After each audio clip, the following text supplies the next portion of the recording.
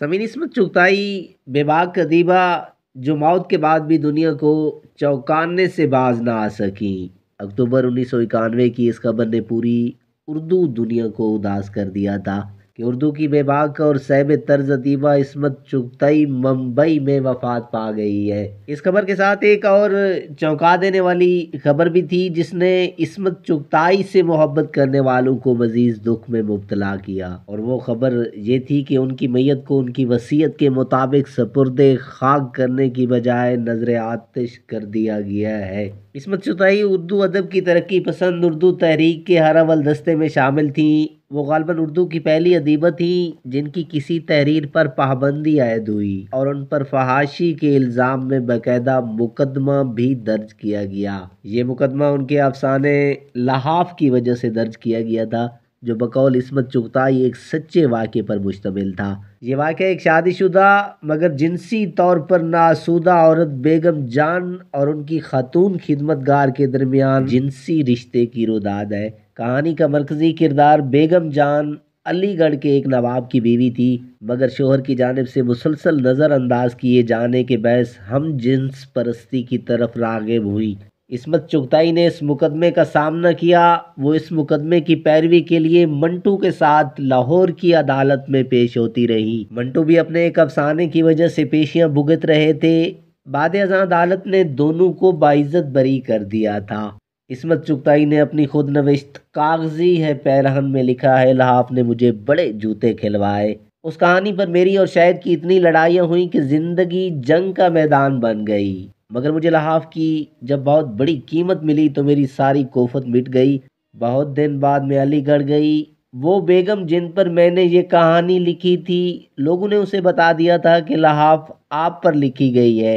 एक दावत में उस औरत से सामना हो गया। मेरे पैरों तले ज़मीन खुसे गई। उन्होंने अपनी बड़ी बड़ी आंखों से मेरी तरफ देखा और फूल की तरह खिल उठी। मैं हैरान हुई। वो भीड़ चीरती हुई लपकी और आकर मुझे गले लगा लिया। मुझे एक तरफ ले गई और बोली, पता है कि मैंने तलाक लेकर दूसरी शादी कर ली है। माशाल्लाह मेरा चांद सा बेटा भी है। ये सुनकर मेरा जी चाह किसी से लिपट कर जोर जोर से रोऊं, आंसू रोके न रुके, मगर मैं कह के लगा रही थी। उन्होंने मेरी बड़ी शानदार दावत की। उनका फूल सा बच्चा देखकर मुझे ऐसे लगा वो मेरा भी कोई है, मेरे दिमाग का टुकड़ा, मेरे जहन की जीती जागती औलाद, मेरे कलम का बच्चा। और मैंने जान लिया कि चट्टान में भी फूल खिल सकते हैं। उस वक्त चुगताई समाज की बागी थी और उन्होंने हर सत्ता पर बगावत की, और वो जिंदगी भर हकूक़ निस्वां की जद्दोजहद करती रही और अपनी तहरीरों के शोले को तेज से तेज तर किया, लेकिन तनाज़ात भी मुसलसल उनका ताक़ुब करते रहे जिससे वो कभी पीछा न छुड़ा सकी।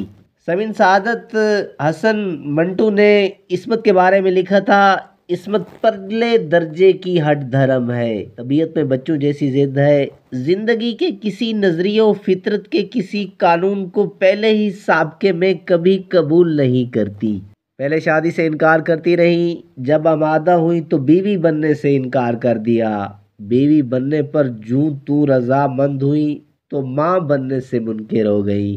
कुरतुल-ऐन हैदर इसमत चुगताई पर लिखे गए अपने खाके लेडी चंगेज़ खान में लिखती हैं, इसमत आपा अक्सर कहती थी, भाई मुझे तो कब्र से बहुत डर लगता है, मिट्टी में थूप देते हैं, दम घुट जाएगा। एक बार मैंने कहा, दम होता ही कहाँ है जो घुट जाएगा।